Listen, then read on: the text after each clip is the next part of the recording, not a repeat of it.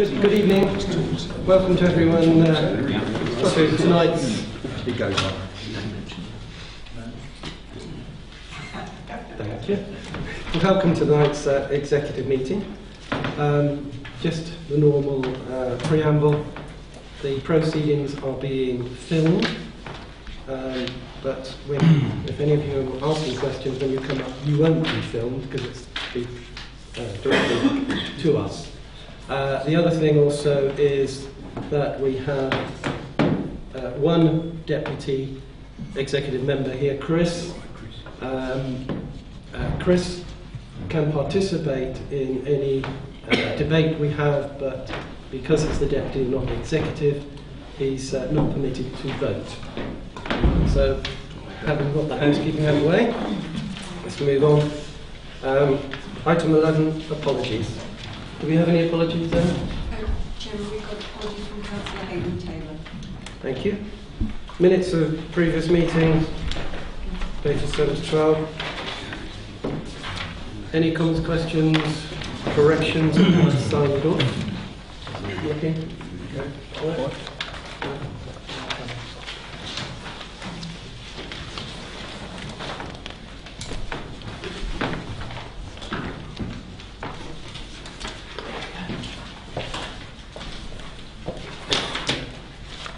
Any declarations of interest?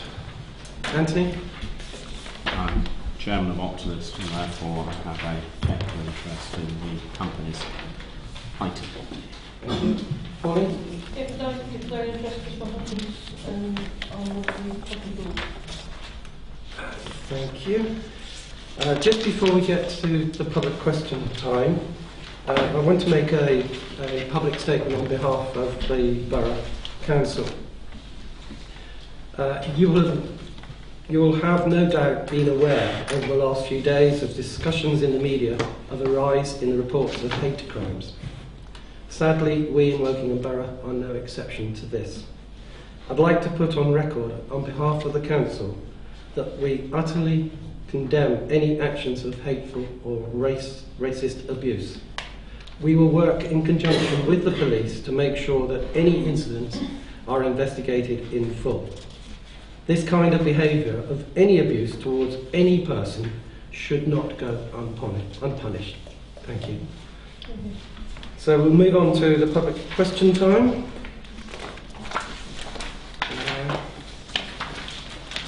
Kevin Morgan, would you like to ask your question? Thank you very much, Mr. Chairman and members. I have a question for the Executive Member for Highways and Transport. Please could you inform me when the Northern Distributor Road link to the Reading Road will be completed? Thank you, Kevin, for your question. Please.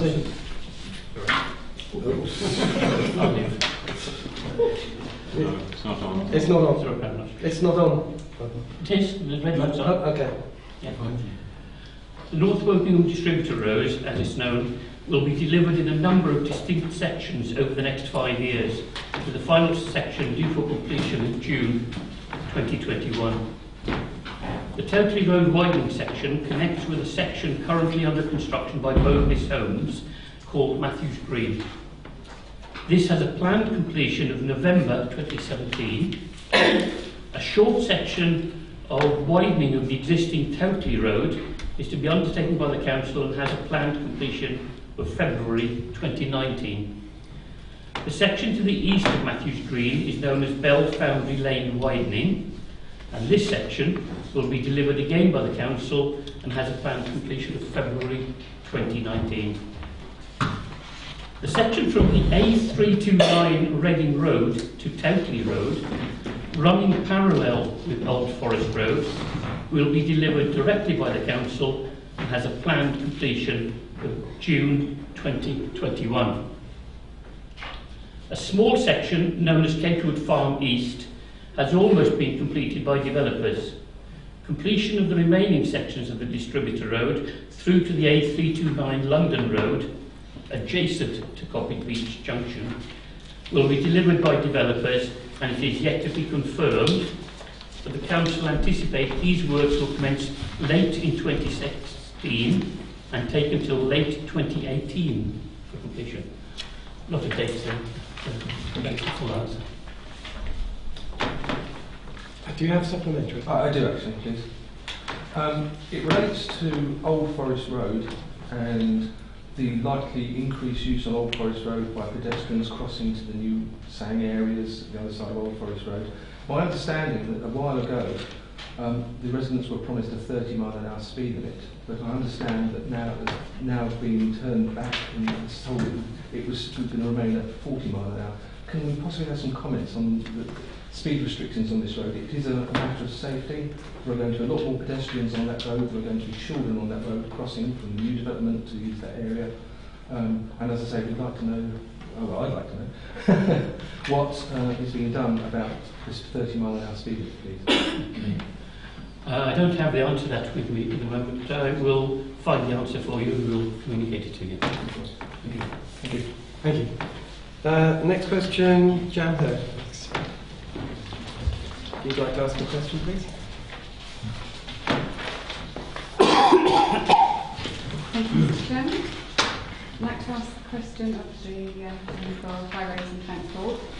I'm asking that the local access forum for Mid and West Berkshire is keen to understand why we were informed by Wokingham Borough Council in 2015 that funds for a project to improve safety with a crossing on Mole Road were being identified in 2016 with a feasibility study underway, but subsequently found it was to be included sometime in the future in the Greenways project, which is for quiet commuting and leisure, not safety. When, why and by whom was the decision made to downgrade this issue, please? Thank you for your question. Still on. The crossing on Mole Road has not been specifically identified as a priority safety scheme. You'll no doubt be aware that there are significant pressures on council budgets, and therefore to prioritise our spend and to provide best value for money, we target locations using a structured data-led approach. This ensures that the greatest impact is achieved using the limited amount of money available. As a result, action has to be targeted to those locations where incidents are presently happening, to address specific sites of high casualty density, rather than those sites where there is a perceived safety problem and few, if any, actual injuries. However, the Council does recognise the local concern in relation to safety in this location and has been examining the options for commissioning a feasibility study to identify if a crossing could be provided on Well Road and what the potential cost would be to deliver it. The most pragmatic way to accommodate this feasibility study, given that it is not a priority safety scheme, is as part of the Council's ambitious Greenways project, as the crossing on Mole Road is clearly linked with a Greenway route.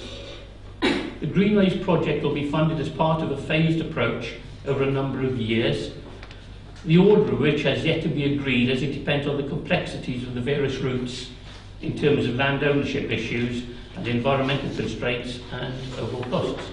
Finally, once we have an agreed programme for the delivery of the Greenways, we will be able to provide an indication as to when a crossing could be provided.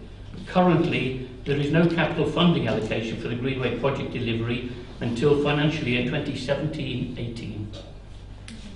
I'm sure you've got a supplement. Well, just a comment, that the point that you keep trying to make is that because it's not a question of perceived risk on this road, people are fearful of using this road. It's very fast, and in fact, when residents were engaged in a monitoring study of speed, the police stopped us from doing it because they said it was too dangerous. And so actually what we're seeing there is an avoidance of use, and in light of the previous question that's just been asked about crossing for people who are trying to get to leisure facilities and so on, I really think it deserves a higher priority than is currently being given. But I would like to say I will feedback your response to the Local Access Forum, and if I could also have a response to my supplementary that I asked a few weeks ago, which I still haven't had a response from that. I think it's fallen through the cracks with the change of... Okay. Well, chase that up and find out what's happened. If you would. that would be very good. And I'd like to make the point that you might be aware that recently there's been the death of a boy in Essex where a public right of way is interrupted by a main road. And do we really have to wait for a death before something is done on this site, please? Okay, that's been noted. Mr. Chairman. Just Mark, if you want to. I think Jan. Sorry, there we are. I have the answer to your question and I was going to ask you tonight for your email address, and I'll communicate that to you. If you Sorry, can Malcolm. sort that out, then I can feed it back to the lab, and then we can move forward. Okay, thank you. Malcolm, your mic is still. Sorry. Okay. And Jan, we take your comments absolutely seriously, and I will ask Malcolm just to revisit that priority on there in light of what you've said. Okay. Can't promise anything, but we'll revisit it. The next question is in the name of Guy Grandison. His wife is here to ask it because unfortunately Guy couldn't make it, but that does mean that you cannot ask a supplementary. So would you like to ask your question, please? Thank you very much. This question is for environment. Due to concerns raised from residents in the last few weeks about grass cutting, was this caused as a cost-saving exercise, or was it due to the changeover between the old contractors and the new? Thank you for that question. Savings were made from jointly procuring with the Royal Borough of Windsor and Maidenhead, as we naturally benefit in that from the increased economies of scale from the joint award of that contract. The scope of the new contract is significantly greater than previous years, including all works relating to grounds maintenance, with very little ad hoc or extra work which otherwise would have been done at additional extra cost. The issues arising from resident concerns have occurred for three reasons. A warm, wet winter leading to a strong growing season, and this has been a widespread national concern, as I'm sure anybody who drives around outside of this borough will see. The new contractor who started in April, and the requirement for all operatives to be inducted into this new, more flexible contract prior to work starting. The new contract is largely informed by the 2014 grass cutting consultation that we conducted with residents and councillors across the borough after another particularly robust grass growing period, as well as national good practice in biodiversity, sports surfaces and horticultural management. We acknowledge there have been some lessons to learn from the initial mobilisation and the way some of the outcomes were interpreted by the contractor. Our learning has been quick and customer responsive, including a hit squad being sent to specific areas of the borough. This contract is intended to be flexible and responsive, and additionally will focus on increasing standards, working in partnership with the community, and prioritising areas that our residents have told us they would like us to concentrate on. This is primarily in the urban areas rather than in the rural areas. Thank you. Thank you. I don't notice Pam's not here, Pam Stubbs. So her question will provide an answer in writing. Moving on to member question time. Gary, you can put your question, please.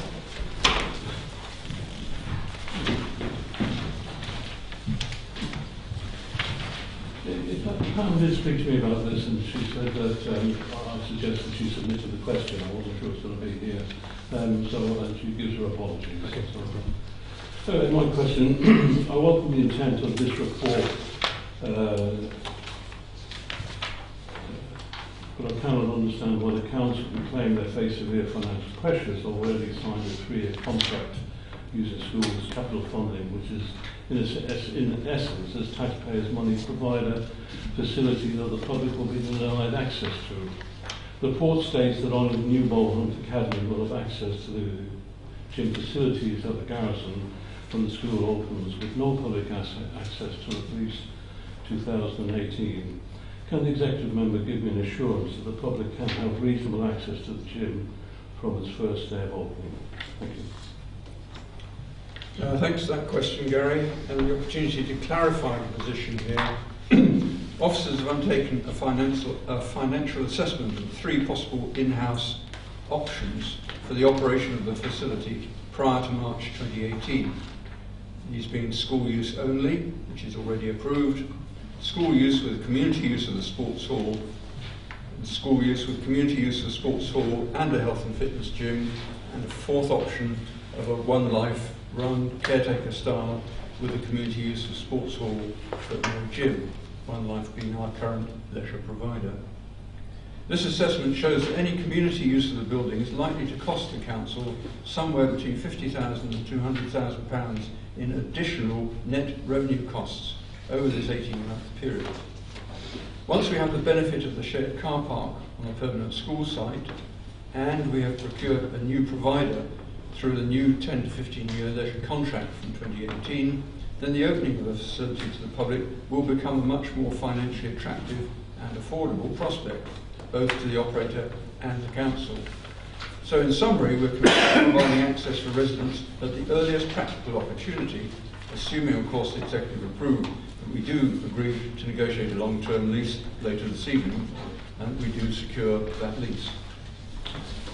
I'm sure you have a supplementary. I have. The MOD was not going to demolish a valuable asset which the council, by signing a new lease, has a responsibility to upkeep and to enable exclusive school access. But the reasons to deny the public access I actually find quite vague. Limited car parking and 50 to 200k worth of finance. I find the figures, well, I'm not comfortable with the figures. So really, there's a similar question before. So why cannot the council find a way to accommodate the needs of the council taxpayer who are actually paying for the gym as well as the school from day one? And surely that's not beyond the wit of man. There's a number of aspects to that. It is a building site still, and therefore there is definite practical problems with car parking.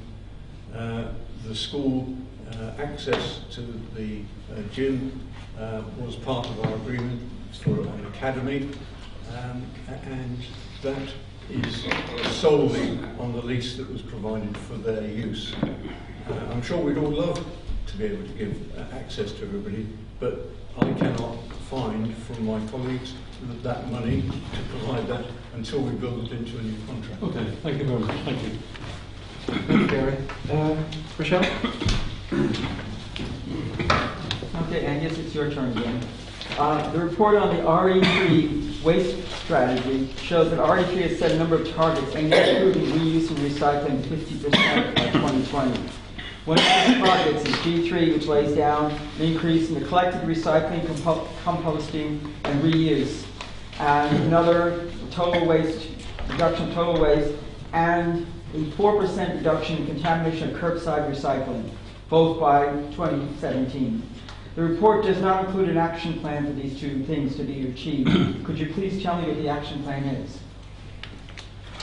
Thanks for that, Rochelle. This is the RE3 strategy, which of course is the one jointly from the joint waste disposal plan for the three councils, and this is all helping to work with the three councils to achieving the 50% recycling by 2020, and it dovetails with work being undertaken by an internal task and finish group, with one of your colleagues being on that, on increasing residual waste and increasing the recycling. The main elements within the action plan are on the curbside recycling, increasing the percentage from 18% collected to 20% as a percentage of the total by 2020 represents a real increase of approximately 600 tonnes per annum. This will be achieved in a number of ways, including carrying out an analysis of our current residual waste to see what materials still remain, enabling us to target them, reinforcing messages to existing residents, more information for our new residents, and engaging with those living in flats to ensure they have the appropriate capacity and facilities to recycle, and also working within our RE3 partnership to get a single and consistent message across about the principles of reducing waste and increasing recycling. On the contamination, I wonder if people really understand that word. What that really means is putting the wrong things in your black box. And we've been working on this issue for some time, and especially since the implementation of the MRF, which is the Material Recycling Facility at Swarming, a code of conduct which came into play last October. Since that time, a random sample of delivered recycling has been sampled across our 14 refuse rounds. This data has now been analysed and we'll be working on the areas that are giving higher levels of contamination, which will allow us again to target the message in those areas. This, combined with an increase in curbside recycling, should see us add a further 1,000 tonnes to the recycling total. This council will be taking this on and will work on its action plan in conjunction with what's been done at RE3. I hope the three councils will endorse the strategy which we've got before us tonight, and we will be bringing back our council's plans in the autumn. And I'm sure you have a supplementary. Will you be going to bi-weekly collection and wheelie bins to increase recycling and to decrease waste? Our collection contract is renewable in 2019, and we're working, and this task and finish group is also involved with your colleague in looking at various options which we will put to the council on how we collect the waste from all our residents from 2019. Thank you. Prue, would you like to ask your question? Yes. Before I ask my question, I'd just like to say that as leader of the opposition, I absolutely agree with the leader's statement at the beginning of the meeting that racism and xenophobia has no place, not just in this borough, but anywhere in our society. And the increase in it over the last week has made me ashamed of my country. It's a disgrace. So thank you. I will now ask my question. The Executive is recommended to approve the Economic Development Strategy 2016 to 2021 and to go to full council for adoption. We are pleased to see such a strategy, as the last one expired in 2013. The report says the draft strategy has received positive feedback from a number of different local organisations and local businesses. Given that there does not appear to have been any formal consultation on the strategy with anyone, could you please tell me which local organisations and businesses were asked for their opinions? Great. Second question in the second meeting. As part of an informal consultation process, we asked all the town and parish councils within the borough for their comments on the draft economic development strategy.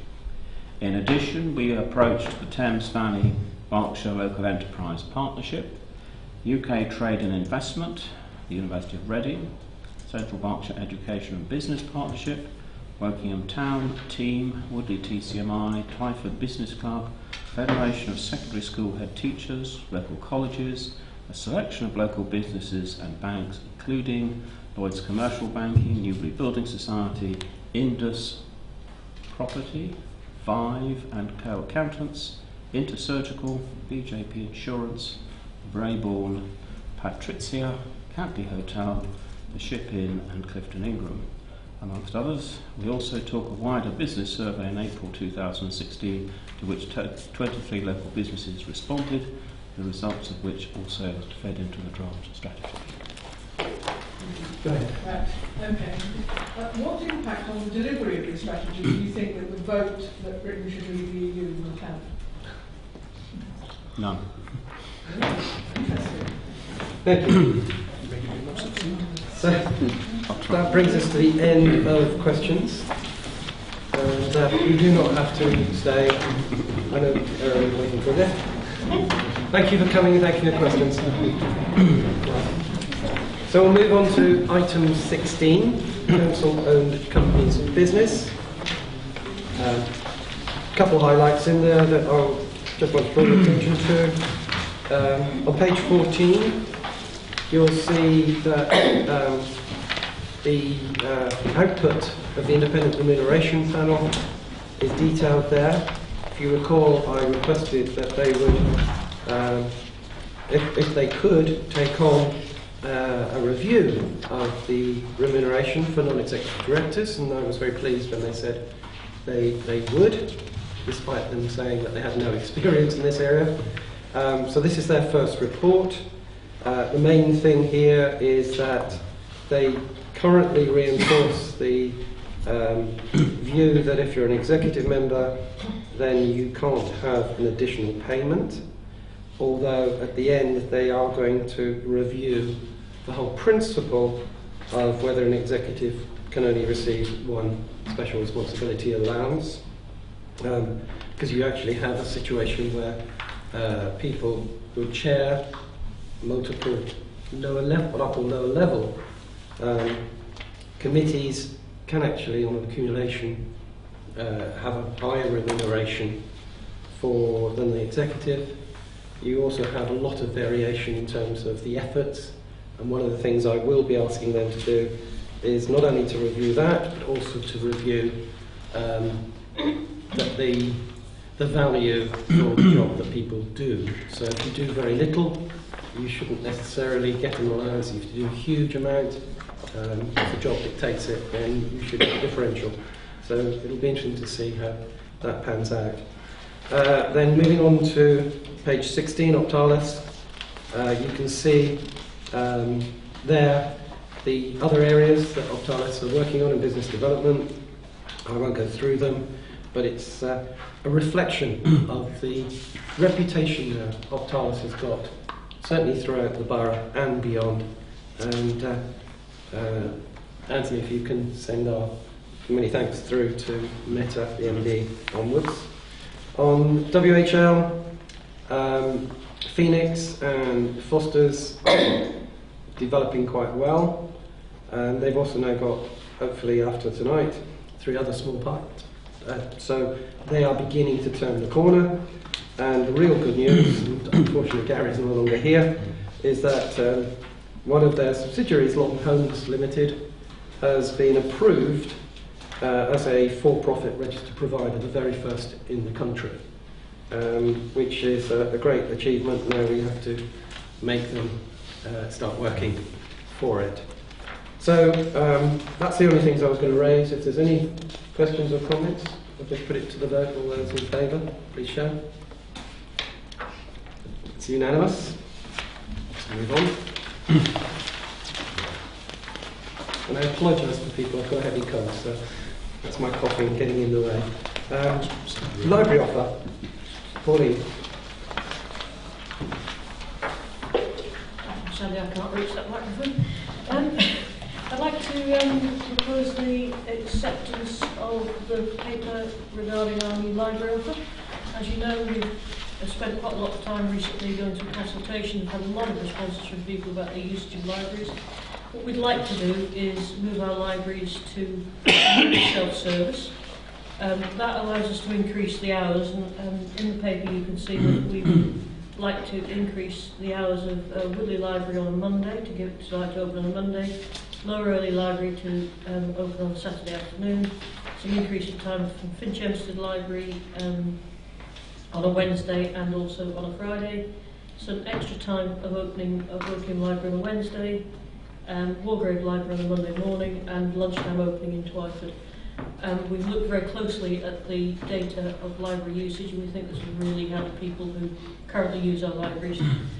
On looking at our library usage, up to year-to-date figures, we're still experiencing an increase in library usage. It's running at about 1.3% per annum. That is in direct contrast to more or less every other library in the country, where library usage is falling. I think that's probably because we're very careful to make sure our libraries are open when people want to use them, and we're very innovative in terms of some of the offerings, both the cooperation with the leisure providers and also some of the events that we have for kids and for all sorts of development activities around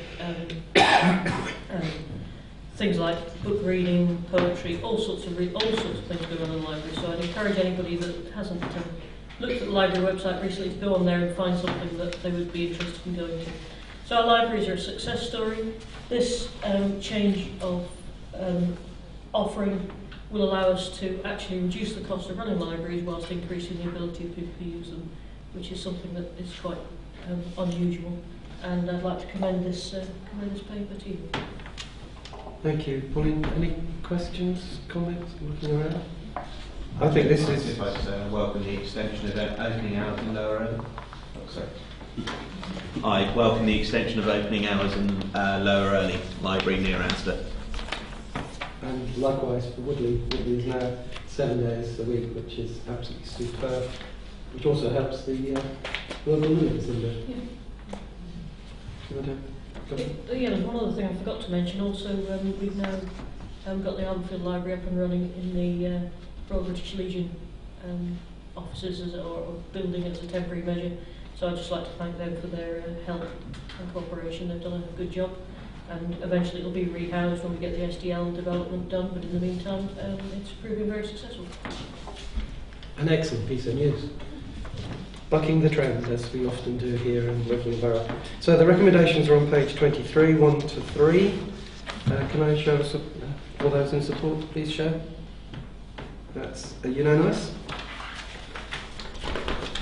Moving on.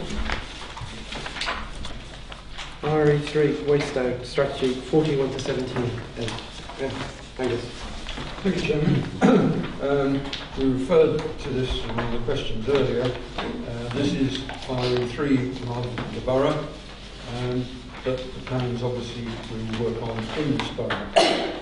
As you can see from the summary on the first page, the 4 key themes: reducing the net cost of waste, recycling 50% by 2020, the capacity we have, and the support systems we have. A large number of objectives are included in this strategy, and if agreed by all 3 councils, the presentation of the strategy with a list of objectives will improve its accessibility. It's a bit, you have to delve right down into it to find what's there.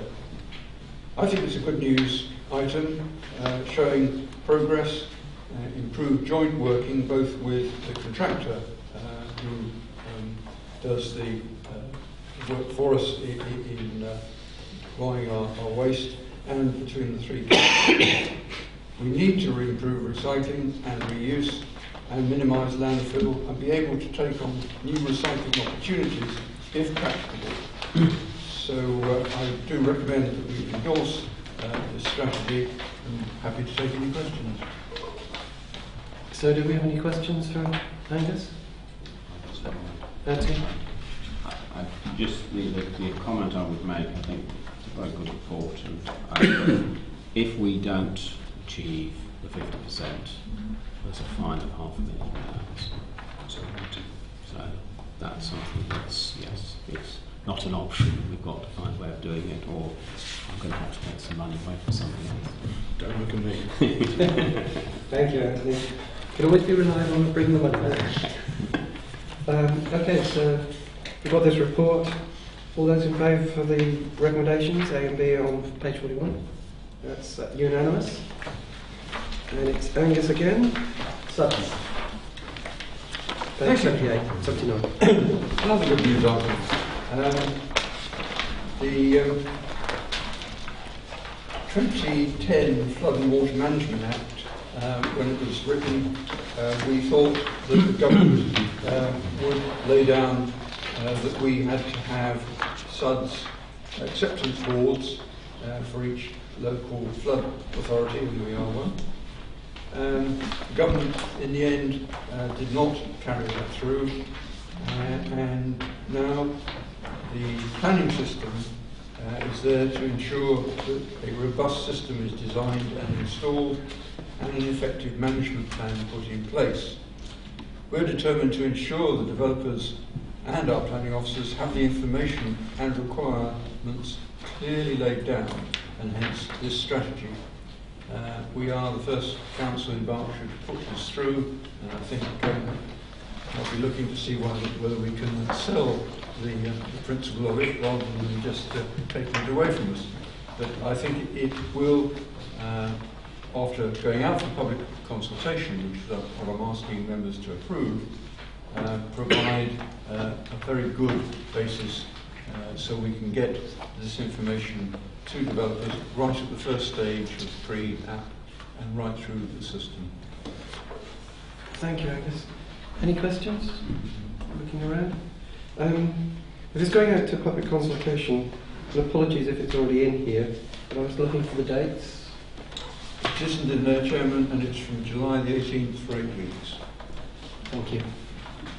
And obviously we need to get maximum publicity to get the maximum return from residents, etc. So recommendations are on page 79. There's 2 of them. All those in favour, please show. That's unanimous. A rarity. Something that's not figures-based. It's a strategy. Anthony, economic development strategy. Words. This is prepared by Stuart and the economic development team.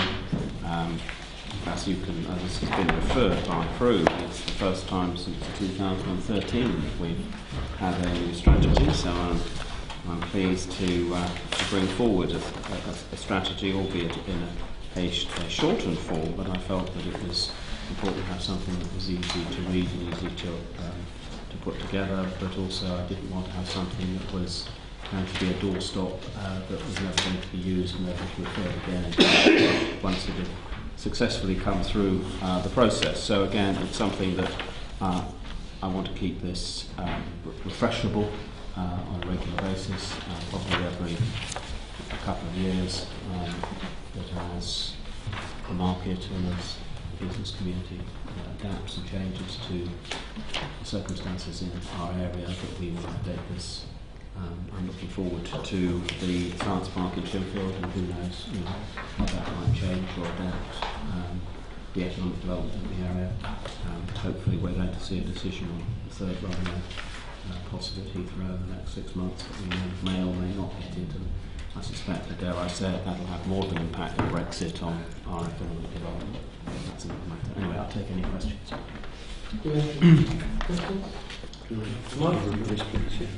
Yeah, I fully endorse this report. I mean, it actually pursues our vision, a great place to live and an even better place to do business. So thank you. I think it's vitally important, and it's great to see that you're linking in with the LEP. The Thames Valley Berkshire Local Enterprise Partnership is one of the most successful ones in the country. Government keeps looking at it with a view of what are we doing differently compared to some other areas which are not performing well, and I think that's reflected in the amount of grants that come through the LEP for various projects. So thank you for this very good report, and I know Stuart is our representative on the LEP as well. So recommendations there on page 8. Oh, sorry. Angus? Sorry, Jim, just to add very briefly, I fully support what's been said about it. It was a good one. A number of us worked with it through its draft stages. I think it's N times more effective because of its brevity compared to some of the multi-worded strategies we used to prop up shelves with in the past. Can I just, I would like to pay tribute to Stuart and the work that he did on the LEP, and I just want to put that on record. Thank you. Right, so we have the recommendation on page 83, 1 and 2. All those in favour, please show. That's unanimous. Mark, page 93, in principle use of compulsory purchase power. Thank you, Keith. This approval will give Wokingham Borough Council the in principle authority to use statutory powers of compulsory purchase. This to acquire land which could not be purchased through private treaty. It will give us the mandate in our strategic development locations to seek indemnity agreements with the developers, meaning they pay for the process. And this executive decision agrees the principle, and any individual compulsory purchase orders will come back to the executive for approval. I'd just like to read there, it's a long recommendation, but it's worth reading because it just clarifies the whole thing. It's recommended that the executive note that the service manager of strategic property is to discuss the acquisition of land for the implementation of infrastructure necessary to facilitate the development of the strategic locations, and that the final details negotiated, area values, etc., will be reported back to the executive. And to agree in principle that in default of agreed acquisition, appropriate statutory powers be used to deliver comprehensive planning developments of our SDLs. And to note that this recommendation is subject to referral back to the exec at the appropriate time for detailed authority, and that would set out details of appropriate enabling statutory powers of compulsory acquisition, the areas and value of the land to be acquired compulsorily, the areas of land over which interests are to be acquired, and where appropriate, indemnity agreements with developers to indemnify the council against all costs relating to the CPO process, and that includes public inquiry costs and acquisition compensation costs. So I'd like your approval for this, please. Anthony? Does this solely relate to the SDLs, or is it the fact of the SDLs is an enabler of this, which has wider implications? Yeah, absolutely. This is a catalyst. In the Wokingham Town Centre regeneration context, we were the developer, so we actually paid for it, and it worked. We suddenly found that Marks and Spencer, for instance, stepped in line. Yeah, which was brilliant. So everything in the end was agreed by a private treaty. It just gives you that tool, that catalyst. I think the short answer is yes. Any other comments or questions? And I think the key thing to note on here is it's an in-principle thing, and any specifics will always come back here to the executive make a decision. Thank you. Recommendations on page 93. All those in favour, please show. That's unanimous. Agenda item 22, page 97. Unfortunately, Darren's gone, but he's gone. Thank you, Chairman. Yes, I think we have discussed other elements of this building. This report merely covers us going out to negotiate a longer-term access to this legacy building. We initially arranged a 3-year lease in the short time available at the time to set up the academy school, Borough school, to be initiated and to provide for their needs. A clear need for a longer term use of the school and the local community in this legacy building was required. The request is to approve officers progress negotiations for a long-term use of this existing and suitable facility. All agreement of commitments will come back here before they're agreed, and the plan, if this is successful, is to provide community use from 2018, as I indicated in my answer to the question earlier. So this is merely to allow officers to progress negotiations towards the 199-year lease, which was part of the possible consideration when we first talked to the Crest Nichols. Right, there is a part 2, but hopefully we don't need to use that. Anthony? Sorry, I just want to support this. I was a member of the building going through planning some years ago, and I've seen it on the inside, and I think it will be a superb facility for both the school and the community in due course. So I think it's a facility that we definitely need to acquire, and I look forward to the 199 years lease being negotiated. Any other questions or comments? Go straight to the vote then on page 97. 3 recommendations. All those in favour, please show. That's unanimous. Agenda item 23, which has also again got part 2 on page 103. Julie? Thank you, Chairman. As laid out in the agenda, this is the matter of selecting Wokingham housing for the 3 areas, Barrack Crescent, Grovelands in Winnersh and Anson Walk in Shinfield, that the Council transfers the land, Grovelands Avenue Caravan Park, to Wokingham Housing Limited on a 125-year lease. As the Chairman mentioned, there are some Part 2 issues, and I have got further information for you, but hopefully we won't. The land between Grovelands Avenue Caravan Park and Grovelands Avenue, 13 Barrack Crescent and 1 Anson Walk will be transferred. The proposed funding model, the development brief, and as members will be aware, these were referred back to Wokingham Housing to do some additional work on, and then the transfer of the land and the funding for Barrack Crescent. But I'm happy to take any questions. Are there any questions in part 1 at all? No? Is there any questions on part 2 at all? No? So we'll go straight to the vote. Page 103, 6 recommendations. All those in favour, please show. Thank you. That's unanimous. And thank you for persevering to the end. And apologies for the interruption of my cold.